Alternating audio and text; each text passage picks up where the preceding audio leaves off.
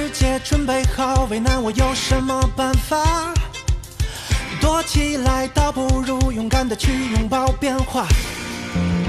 10000次的跌落会找到起跳的方法，10000次的燃烧会绽放最绚烂烟花。如果我要着陆，就必须先有腾空的胆量。冬眠过要怎样？热爱会借我光，借给我向世界喊话的音量。别犹豫，热难热难难，在空中飞行的姿态。别害怕，张盼张盼张，去感受诗中的愉快。逆风中难免有阻力，是命运给的偏爱。在尽头会有奇迹，Stand by me forever。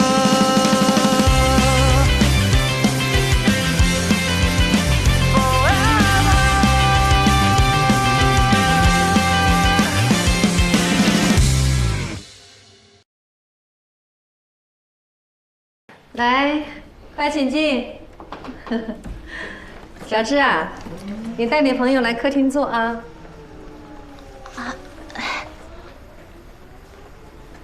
芝芝，你家好大。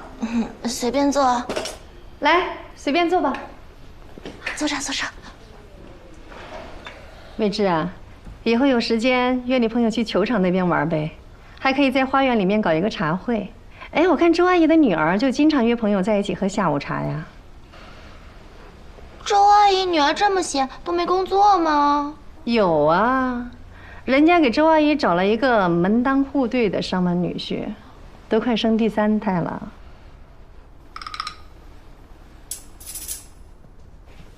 阿姨，我能坐您旁边吗？当然可以了。刚才说什么？周阿姨和她女婿怎么了？不关你的事。叔叔阿姨，这次来南城，没想到会来打扰2位，所以也没拿什么礼物，实在抱歉啊。不用，我们家也不缺什么。那个什么虫？扇虫，爸爸。扇虫啊！你和你妹妹都是北方人哈。那个小芝啊，没事啊，带着这兄妹俩好好在咱们南城玩一玩。感受一下咱们南城的文化啊！小芝整天在她的公寓里面画画，大门不出二门不迈的，她哪里知道南城哪里好玩呢？谁说的？我都查好攻略了，我会带他们去的。我是看你这么大人了，待人接物一点礼数都没有，想帮帮你。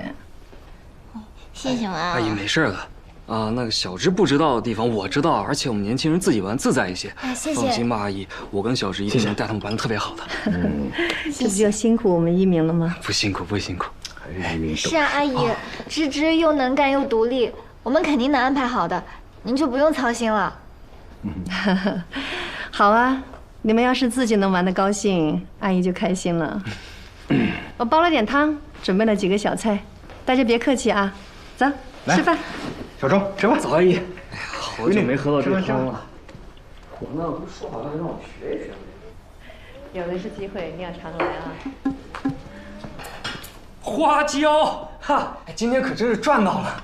对，我找人弄了点老椒，今天发了，让小朋友们尝一尝啊。你们刚刚从冰天雪地的地方过来，喝点这个花椒螺片猪骨汤，好好补一补。特别是你们2个女孩子，多喝一点养颜美肤的。我刚才已经喝水喝饱了。哎呀，这个花椒汤可亮了，特别好喝。山虫、珊珊，你俩多喝一点啊！我就先开动了。趁热喝，冷了味道就不好了。多喝点。谢谢阿姨，还有一直的事情，谢谢你二哥，谢谢芝芝啦。别客气嘛，交给我，我是专业的，放心啊。是啊，一鸣他医院的骨科可是数1数2的，这一点你就放心好了。对，快过年了，你们从那么远的地方来，早点啊把移植搞定，以后啊行动就方便了。你说年纪这么小，天天坐轮椅，真是太不容易了。哎，我这个腿它其实就是老毛病了，之前滑雪太卖劲儿了给摔的，但是也算是为梦想牺牲了。滑雪摔的？那这滑雪也太危险了吧？未知，你以后不许滑雪了啊！妈，他们都是职业运动员，要进入国家队的那种。我只是个菜鸟，和他们不一样。阿姨，您放心，单崇是专业的滑雪教练，小芝没问题的。哦，你是滑雪教练呢？嗯，我跟未知就是滑雪的时候认识的，我是他教练。哦，单崇其实特别谦虚，他都没跟您说他技术有多好。他上次遇到雪崩，他都雪崩？啊，你们还遇到雪崩了？遇上一个小小的雪崩，不过好在我们没有在现场。哎呀，吓死爸爸了！哎，对，上次呢，其实我想说，雪崩的新闻。那摔跤总会有的吧？天天在雪上，不会永远不摔跤吧？是不是啊，教练？是。想学滑雪，不可能不摔跤。但我们有那个小乌龟屁垫，它可以保护我不受伤哦。乌龟屁垫，这么危险的运动，还要靠它过日子，真挺不容易的。那你这1个月，哎妈，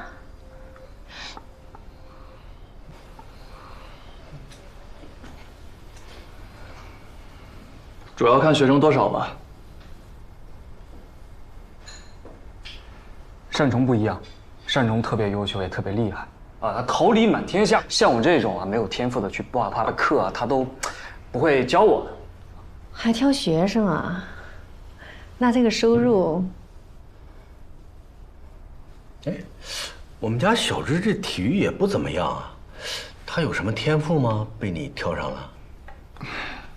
他不算瘦，重心也比较稳。重心比较稳。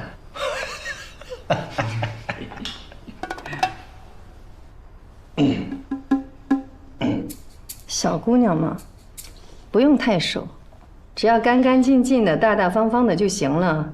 不像男孩子，虽说不能大富大贵，但起码得稳定吧，要不然这以后养家糊口都成问题，是不是啊？这一点，我们一鸣就很优秀了。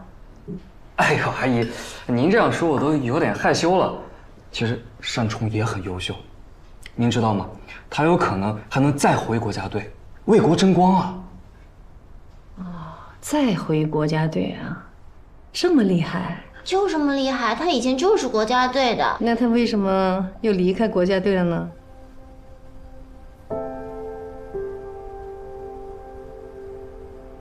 哎呀，这说到底啊，这运动员还是吃青春饭的，不像做医生，一旦进入体系，那都是一步一步向上走，越老越香，是不是啊，一鸣？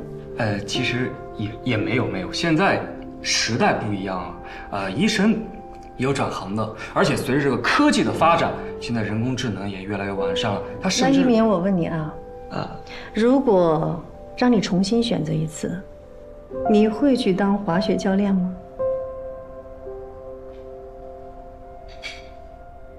倒也不会，主要还是因为我自己没有天分，没有这个进国家队的资格。如果我真滑了，也不一定能入选，我也不能为国争光啊。那进了又能怎么样？国家队人那么多，还能人人都拿金牌啊？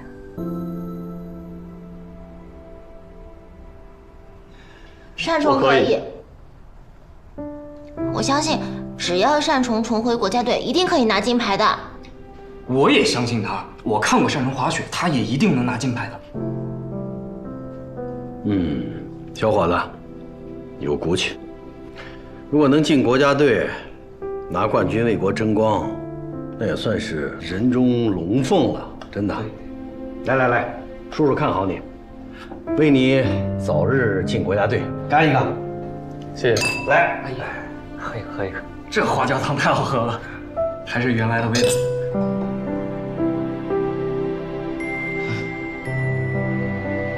小芝，你不是最爱喝这个吗？多喝点。这位。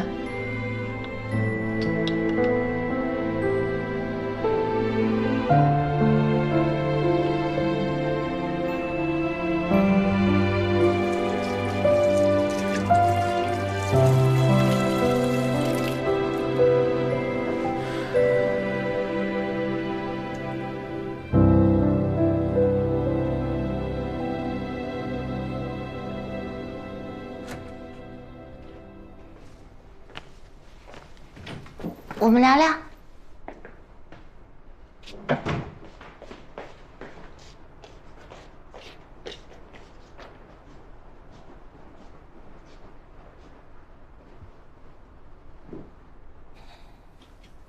我要代表我妈对你的态度说声对不起。没事啊，我就是珊珊的哥哥，你的滑雪教练。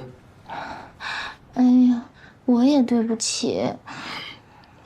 我承认，我的确没有做好正式把你介绍给他们的准备。怕我承受不住啊？当然不是。实话告诉你吧，我和我爸妈也不常在一起。小的时候，他们都是在外面拼搏事业，3天2头的都不回家。我等于算得上是我家阿姨把我带大的。高3那年的时候，他们突然回来了，但是我呢也没有像电视剧里演的那种叛逆小孩一样，非要跟他们对着干，反而想跟他们建立起一种久违的亲情。为了讨好他们，以至于后面我想报考的美院都放弃了。但你现在不是已经在……没错，那是因为后面我进入大学之后，每天面对着我非常讨厌的东西，有一天我忽然幡然醒悟了，我觉得我的人生就是要为了我自己而活。我的选择，我的决定呢，也要听我自己的，哪怕他们不同意，他们反对我，我也会努力的证明给他们看的。没想到你从小就很有自己的想法。好了，不说我了，说说你吧。刚才在饭桌上，我跟你说的那些什么金牌呀、得不得奖牌的，那都是为了堵住我妈的嘴，你可千万不要有压力啊。我妈这个人呢，她就是嘴硬心软，她说的话你不要往心里去。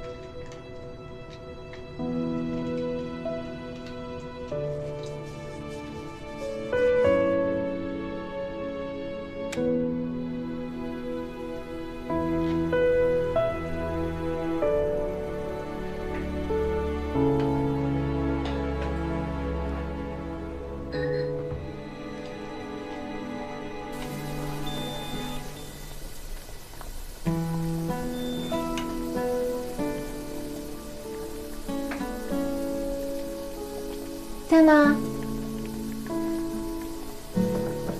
在吗，我亲爱的哥？干嘛？突然这么恶心？我倒是要看你神游到什么时候才能理我。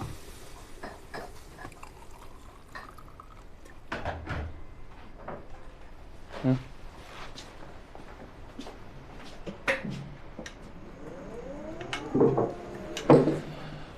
小心烫啊！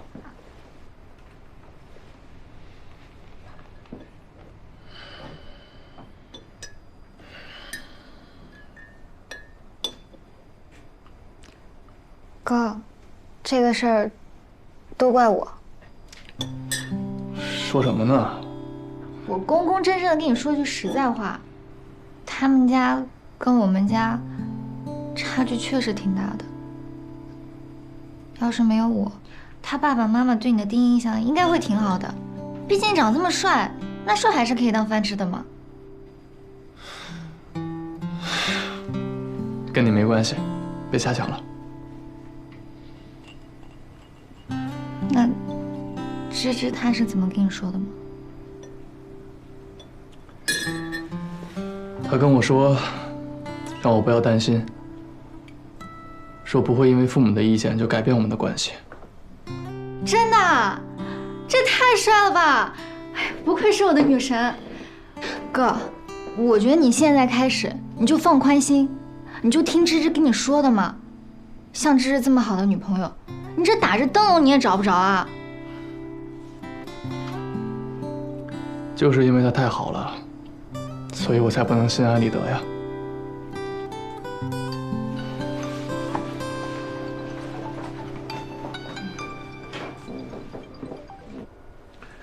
喂，单教练你好，我是未知的父亲，不知道你明天方不方便，能约你单独聊聊吗？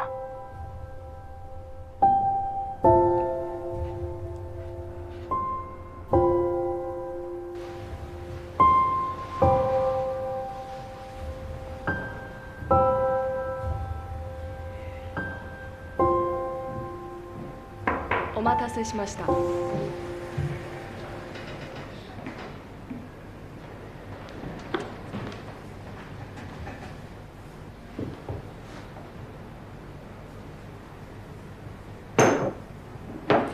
谢谢。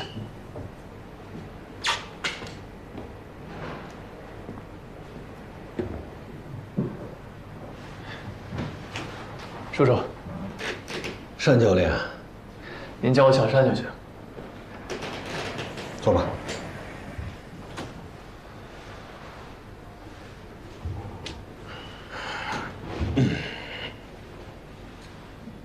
小单啊，今天本来小芝的妈妈呀，也想跟我一起来的，但我想我们两个大男人之间说话比较简单，我就开门见山了，你别介意啊。哎，您说。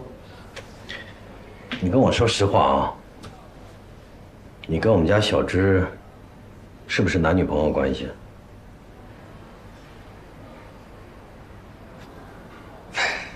是。叔叔，其实我这次来南城，主要是为了我妹妹的腿。我这两手空空的，是我考虑不周，才没跟您和阿姨说我和魏之的关系。但绝对没有不尊重您和阿姨的意思。我是希望能够找一个更好的机会，能够当面的、认真的去拜访你们。你也不用紧张啊，我能看得出来，你还是蛮有教养的一个小孩，长得也不难看，也不能说不难看，长得还蛮帅的。应该追你的女孩子不少吧？你告诉我，你为什么偏偏看上了我们家小芝啊？叔叔，您别这么说，我觉得魏之是一个很善良、有勇气，而且也很优秀，在我心里是一个很特别的女孩子。那当然，我的闺女肯定优秀了。小芝呢，从小是自己长大的，我和她妈妈太忙了，没能陪她成长，这也是我们对孩子最大的一个歉疚，也是我们这一生对小芝最大的一个遗憾。所以这孩子现在长大呢，总是在我跟他妈妈之间像隔了一层什么似的。后来，因为他画漫画的事儿，居然搬出去住了。虽然我们很不愿意，但也是实在是没有办法。叔叔，其实我觉得，如果您和阿姨可以支持她的梦想的话，或许你们之间……哎呀，画漫画啊，终究是给小孩子看的，那么辛苦，今后也不一定会有多大的出息。漫画是魏之的梦想，他也一直在为这个梦想努力着，并且他也很有能力，现在在漫画圈里也算是小有成绩了。有梦想很好，但是喜欢做梦，能当饭吃吗？你们年轻人想飞想自由，我特别理解，但是父母最在乎的是孩子能不能过得好，不要走太多的弯路，不要吃太多的苦。尤其对一个女孩子来讲，那婚姻绝对是这辈子的头等大事，那不是儿戏啊。所以，我希望你能够理解我们做父母的心，好吗？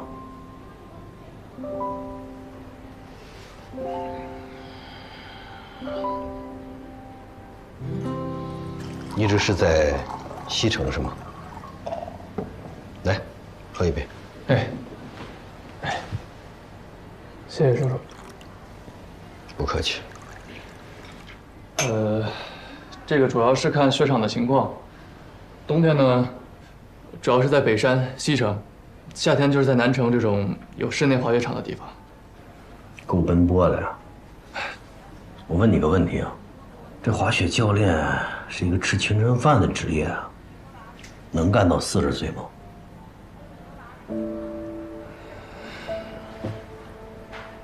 你还有一个妹妹，治疗她的腿也得花不少钱吧？叔叔，我现在学生挺多的，课费也不低，供我妹妹没问题。自己赚钱还要照顾妹妹，辛苦你了。不辛苦的，叔叔。珊珊是我妹妹，我为她做什么事情都是我应该的。可能你不了解小芝，她从小娇生惯养，没吃过什么苦，唯一的遗憾就是我们没有能够陪伴她成长。你一年从南跑到北都不着家，你怎么陪伴小芝啊？我们从小就没能陪伴她，如果她找一个伴侣还不能陪伴她，我不知道这日子以后怎么过呀。您说这方面，我确实还没想那么远，但我相信小芝也会有她自己的想法，这些我们都可以商量。所以你们年轻人啊，热情上头就什么都不考虑了，是吗？叔叔，我在今天来之前，并不了解未知的家庭背景，但是我既然决定了跟他在一起，就会为了我们的未来而努力。等我处理完我妹妹的事情，我也打算回国家队了。我会拿出成绩，证明给您和阿姨看。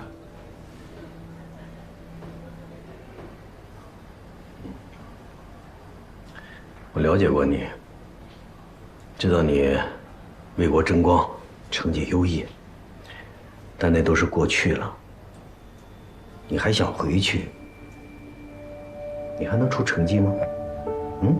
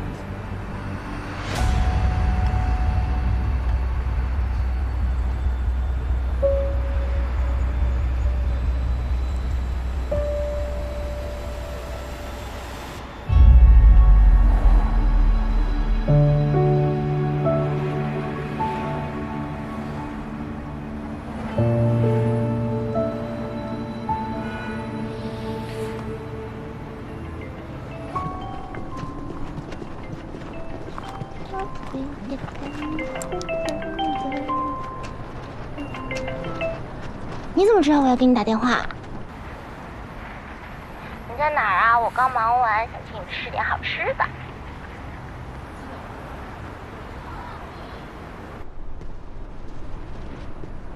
怎么了？心情不好啊？没。你把位置发给我吧，我过去找你。好，待会儿见。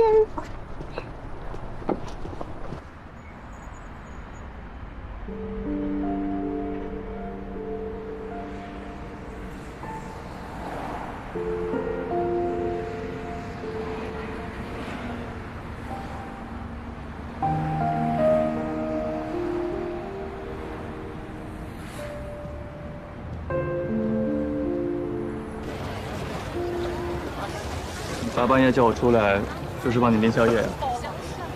不是拎宵夜，我是在请你吃宵夜。吃完东西再说话。之前在花岭的时候，你带我去了这么多好玩的地方，我这是礼尚往来。这条呢是我最喜欢的海边小吃街，小乌龟，小乌龟。哇塞，好久没有看到真的小乌龟了。你看，太可爱啦！但是我觉得没有我的小乌龟可爱。放回原位啦，每张长得一样啊。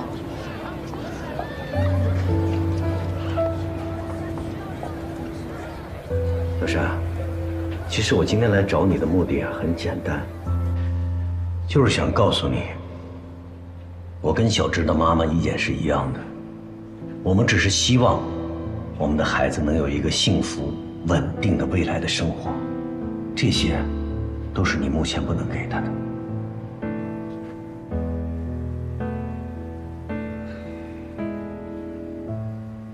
叔叔，你刚才说的这些我都明白，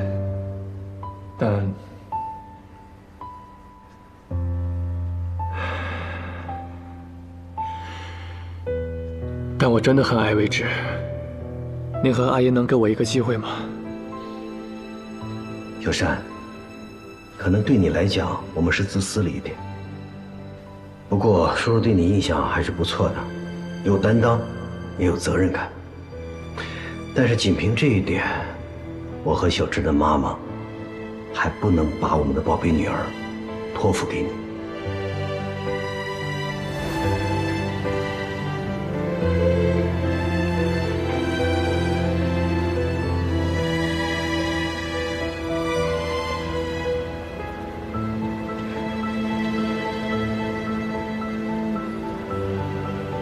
开心吗？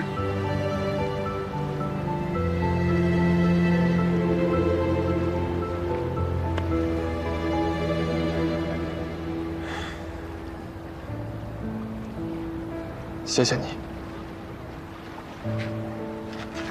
突然谢我什么？所有。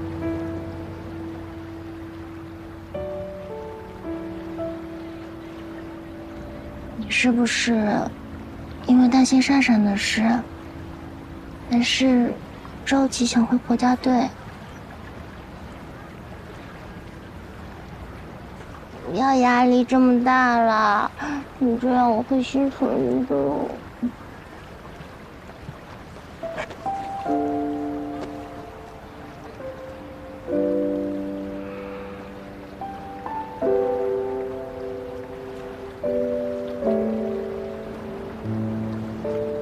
山虫，你知道我为什么会喜欢你吗？一开始的时候，我只是贪图眼镜布大神的美色，做做白日梦而已。后来，你就出现了。你那么毒舌，我每天都快被你气死了。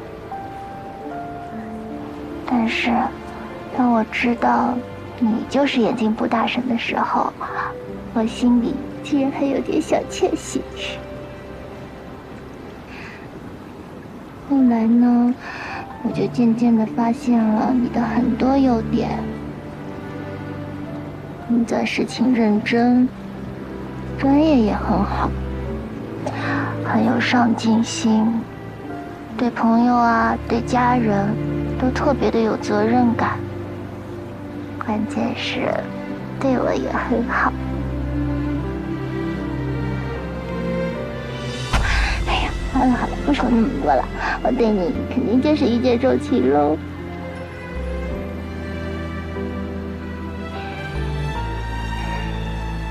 我们在南城相遇，又一起去了北山，又一起去了西城，最后又回到了南城。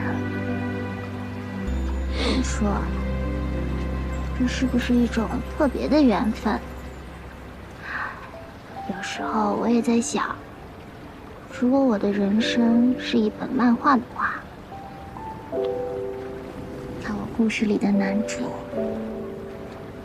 也一定会是你。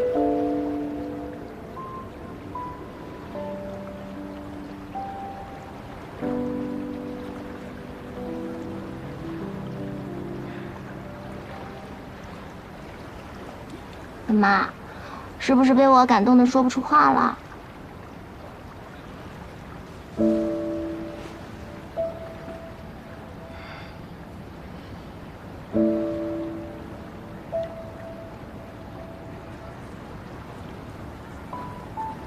对不起。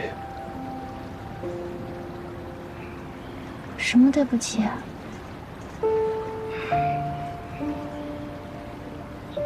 你能给我一点时间吗？你要去做什么？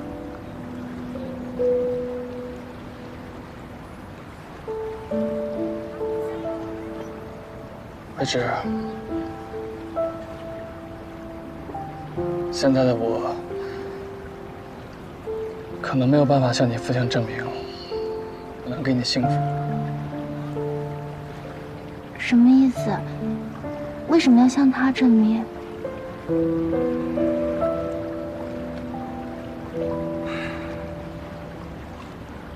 我确实什么都给不了你。我没想要什么，但我不能不想。我不能就这么心安理得地享受你的爱情，我不能让你一个人独自承受你父母的担忧和质疑，不管不顾我们的未来和我们可能会遇到的风险。风险？能有什么风险？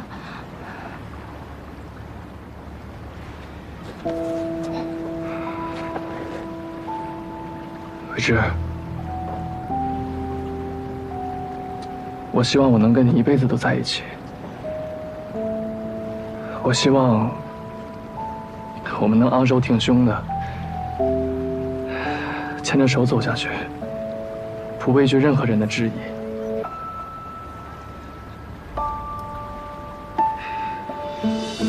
但现在的我确实没办法做到。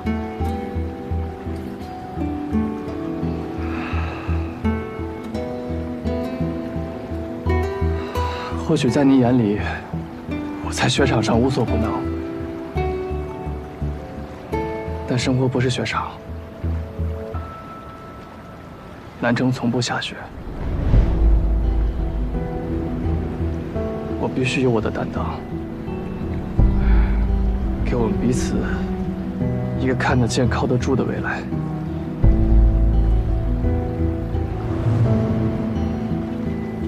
所以，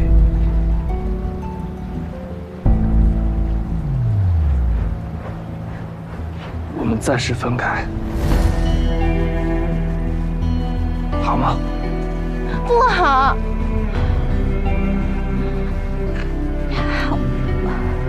我知道，我妈对你的态度可能是有些不尊重，但我会跟她说清楚的，我会去跟她解释的，我会让她也相信我们之间的感情。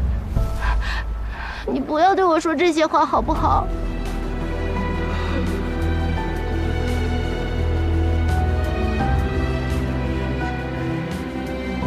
我会用我最大的努力和最短的时间，证明我能给你幸福。所以，你就因为这些事情，就能这么轻易的和我说分开？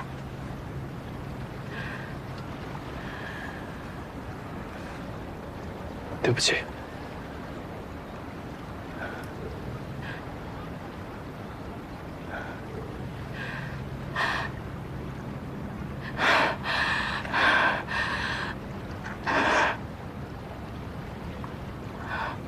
好，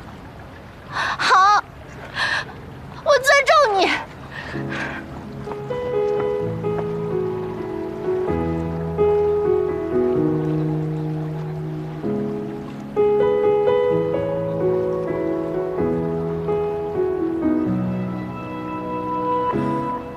忆在深夜落雪之后藏了很久，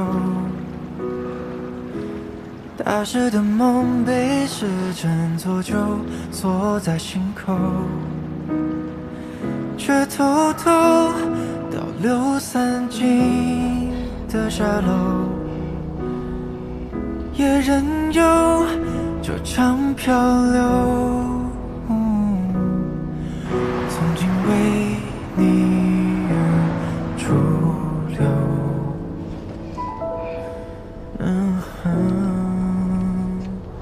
就让雪之淋湿我，猜不得暖你身侧，交换皱褶，为你缝合此刻。就让雪替我静默，陪你翻涌的坠落。师傅，麻烦掉头一下。我们已经上高架了，掉头需要40多分钟。小姐，需要掉头吗？不用。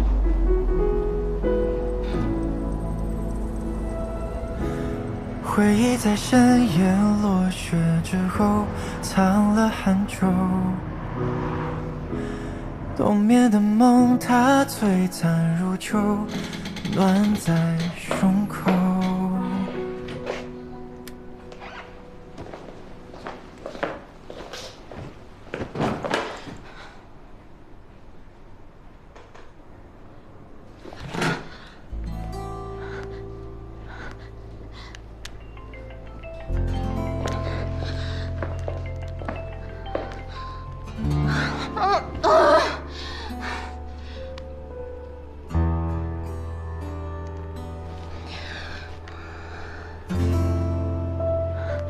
喂，江南风，单总突然说要和我分手。啊？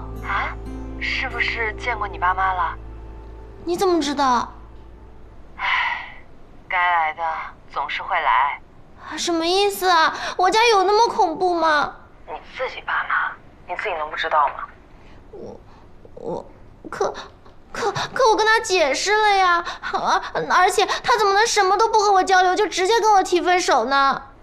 男人啊，都是傻子，更何况像单崇这种骨子里那么骄傲的人，又是家里的顶梁柱。这种人呢，多半都是那种心里头有再多苦，嘴上都不会说的。你这么懂，你怎么不早跟我说？那我现在该怎么办啊？你交过那么多男朋友，你给我支支招呀！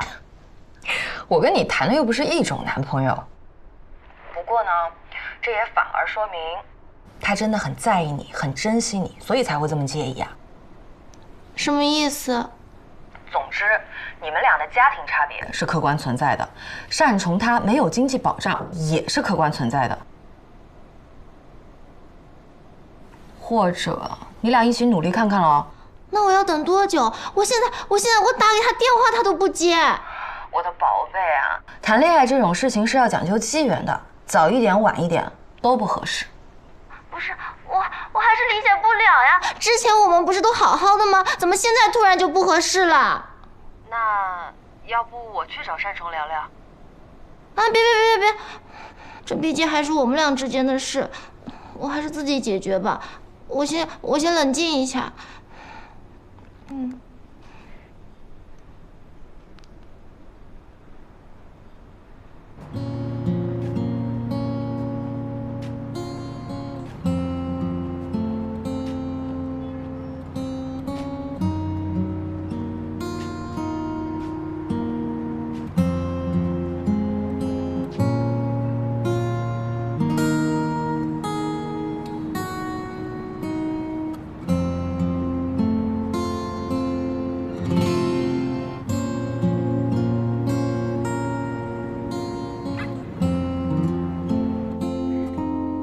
现在心里的想法，你们还会复合吗？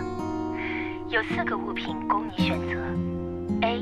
苹果 ，B. 饼干 ，C. 扑克牌 ，D. 娃娃。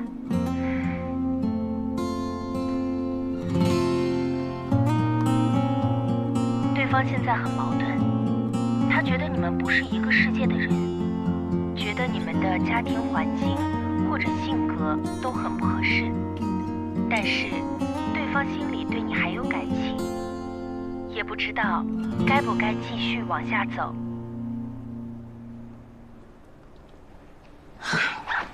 要不要这么蠢啊？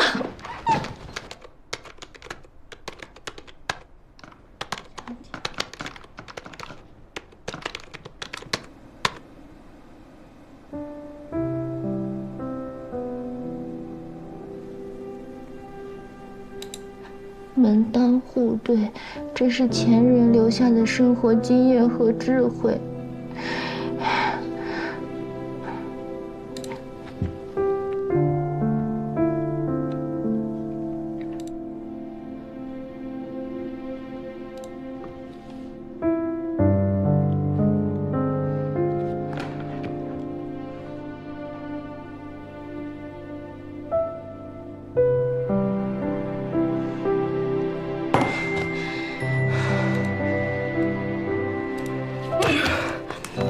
我了，惊死我了！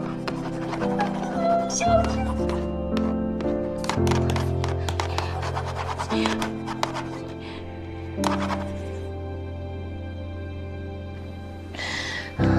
好啊，分就分呢，有什么了不起的？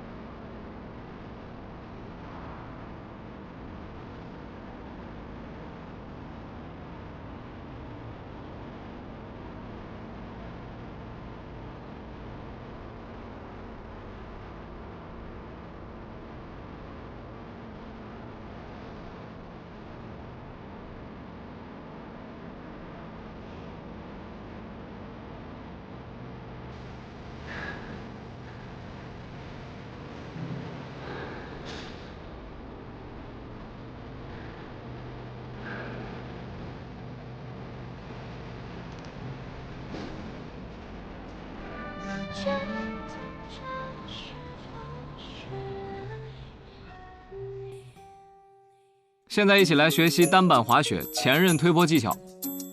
动作要点是要用小腿顶住鞋舌，臀部收起，不要撅臀，撅臀会导致重心不稳。